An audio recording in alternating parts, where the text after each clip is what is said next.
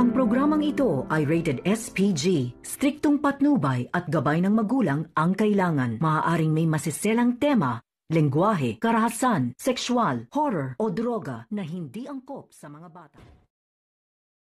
Natatalit si Zoe sa ginawa ng mga tanyag kay Moira, kaya pumunta siya sa pabahin doon sa silito para harapin ang kanyang lolo. At ipaalam na alam na nito ang mga nangyari. At kumonsulta siya sa abogado at nalaman niya walang pwedeng ikaso sa kanyang mami na mabigat. At dahil dito inilabas din niya ang inis niya sa mga ginawa sa kanyang mami na ginawang tagapaglinis ng Apex at ng kotse. At sinikawan niya si Don Joselito na pinagkaisahan nila ang kanyang mami. Dahil dito napatayo si Don Joselito at sinabi na alam na pala ni Zoe at alam na rin ito na wala silang maikakaso kay Moira. Ngunit ang karma ay umaaligid kay Moira.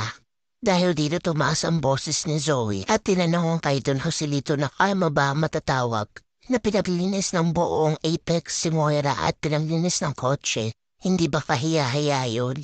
At dahil doon napapahiya rin si Zoe dahil sa kanilang ginawa at ang pamilya nila ay nakakahiya. Ngunit sinabi ni Don Joselito na kulang pa ang mga nangyayari kay Moira dahil sa kasamaang ginawa nito. At dapat lang maparusahan si Moira, ngunit lalo pinipigilan ito ni Zoe. At dahil dito sumigaw si Zoe na Diyos ba ang kanyang lolo para parusahan ang kanyang mami.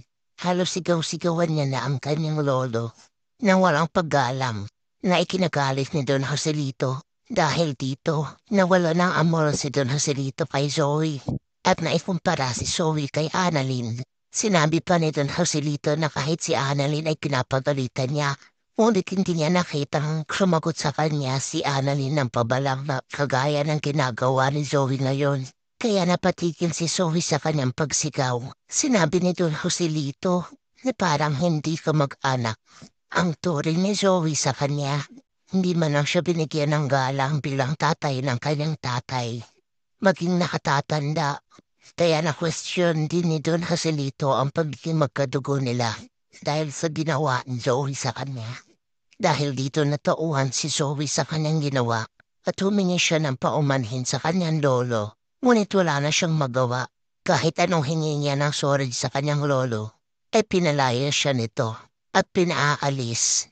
Dahil sobra talagang nawala ng amor si Don Joselito sa kanya dahil sa pagsigaw nito at walang kapanghasang pagsagot-sagot. Sa kabilang banda patuloy pa rin sa paglilinis si Moira na may nakakita sa kanyang trabahador na gusto siyang tulungan. Ngunit pinigilan ito ni Giselle at sinabi na trabaho ito ni Moira. Nang sandali naman ay dumating si Zoe para patigilin si Moira sa kanyang ginagawa at sinabi nito na walang pwede ikaso kay Moira. Basta ibigay lang ang Apex sa kanyang daddy at umalis na. Nang malaman ito ni Moira, sinigawan niya si Giselle dahil sa ginagawa nitong pambubuli sa kanya. At sinabi ni Giselle na deserve lang ni Moira ang kanyang ginawa dahil sa kasamaan nito at hindi niya kasalanan kung stupid si Moira. At ginawa nito ang lahat ng kanyang pinag-utos. Sa sobrang inis ni Moira ay kinuha niya ang beddings at ipinalo kay Giselle. Ngunit mas mabilis si Giselle dahil ibinadot niya kay Moira ang beddings at kinusot pa sa ulo nito.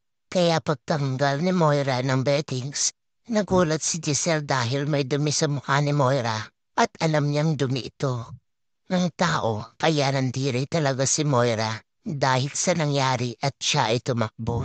Kaya mas gustuhin na natin gumawa ng kabutihan kaysa gumawa ng kasamaan.